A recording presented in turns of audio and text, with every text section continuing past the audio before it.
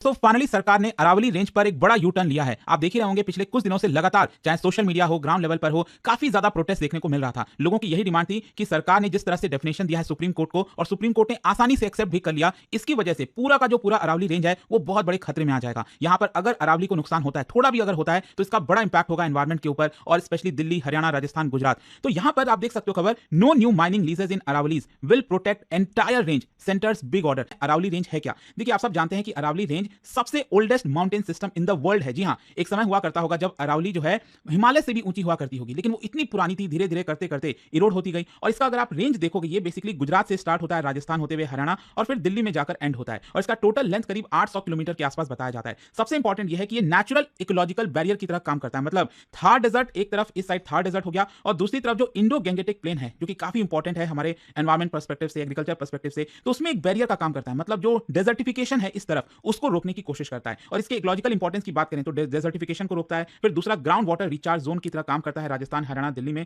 और साथ ही साथ जो डस्ट स्टॉर्म है, जो वेस्टर्न साइड से डस्ट स्टॉर्म आता है, उसको एक प्रकार से रोकता है। एनसीआर में, दिल्ली एनसीआर में आप देख रहे हैं कितना रिकॉर्ड लेवल पर जो पोल्यूशन है वो चला गया है। और अगर ये अरावली नहीं होता तब तो इतना भयानक हो जाता, शायद सांस भी नहीं ले पाते। अभी इतनी प्रॉब्लम हो रही है, लेकिन ये नहीं होता तो बहुत ज्यादा प्रॉब्लम हो जाती। इसमें dry deciduous forest, wild life corridor, ये सारी चीजें आपको देखने को मिलती है। लेकिन क्वेश्चन ये है कि अभी हुआ क्या था? तो सुप्रीम कोर्ट ने क्या किया, केंद्र सरकार से पूछा कि अरावली आप किसको कहोगे। अब केंद्र सरकार ने बड़े आसानी से यह कह दिया that only land forms with 100 metre या फिर more than 100 metre elevation that would qualify as Aravalli hills. Simple. अब जैसे ये डेफिनेशन आता है, यहां पर जो एनवायरमेंटलिस्ट हैं, एक्सपर्ट्स हैं, वो अलार्म हो जाते हैं। यहां पर उनका यही कहना था कि ऐसे तो 80 से 90% जो रेंज है आपका हिल्स है, वो अरावली के अंदर आएगा ही नहीं अगर हम इस डेफिनेशन के हिसाब से चलेंगे। मतलब अरावली तो बहुत पुराना है, डिग्रेड हो गया है, लो लाइंग है, इरोड हो चुका है। सुप्रीम कोर्ट के द्वारा खुद घटित की हुई, मतलब उन्होंने खुद एक पैनल को बनाया था, उन्होंने खुद गवर्नमेंट के इस डेफिनेशन को अपोज किया था। क्या? CEC, central empowered committee. उन्होंने बेसिकली सुप्रीम कोर्ट को लिखा कि देखो, ये जो डेफिनेशन है वो हमने नहीं दिया है, हमने एग्जामिन नहीं किया। अब इंपॉर्टेंट क्यों हो जाता है ये सीईसी? मैं आपको बता दूं, बेसिकली खुद सुप्रीम कोर्ट ने 2002 में बनाया था, ताकि जो भी सुप्रीम कोर्ट ऑर्डर दे रहा है एनवायरमेंट से रिलेटेड,